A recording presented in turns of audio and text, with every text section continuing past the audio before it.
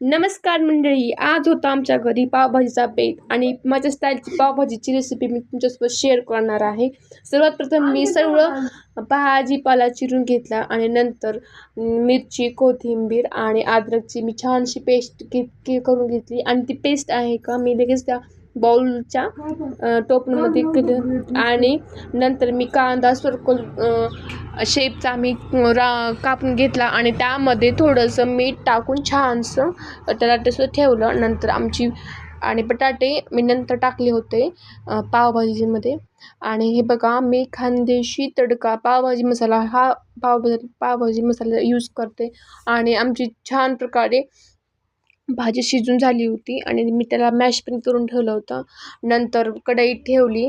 कढईमध्ये थोडंसं तेल आणि थोडंसं तूप टाकून नंतर मी जे कांदा मिरचीचं जे पेस्ट केली होती ते टाकलं आणि नंतर मी कांदा थोडासा टाकला आणि मस्त कांदा लाल होईस्तोवर त्याला भाजून घेतलं आणि नंतर मी शिमला पण टाकली होती त्यामध्ये आणि थोडंसं टॅमॅटो आणि त्यावर थोडंसं मीठ टाकलं होतं ते लवकर शिजून यावं म्हणून.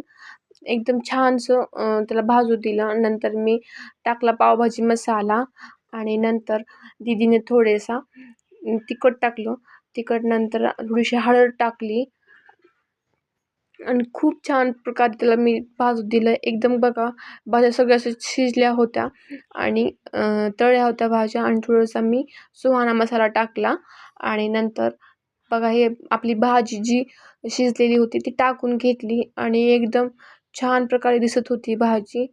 आणि थोडंसं नंतर मी कोथिंबीर टाकली. कोथिंबीर टाकल्यानंतर खूप छान दिसत होती भाजी आणि नंतर मी घेतला लगेच पाव कापायला. मी थोडेसे पाव 2 घेतले आणि त्याला दोन साईडमध्ये कट करून ठेवलं.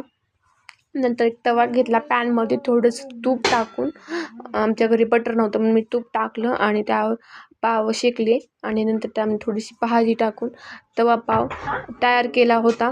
तवा पाव छान झाला होता आणि नंतर सर्वांनी मस्त पावभाजी एन्जॉय केली होती. आणि तुम्हाला नक्कीच सांगा माझी पावभाजी तवा पाव आणि पावभाजी चा रेसिपी कशी वाटली. Like, share, subscribe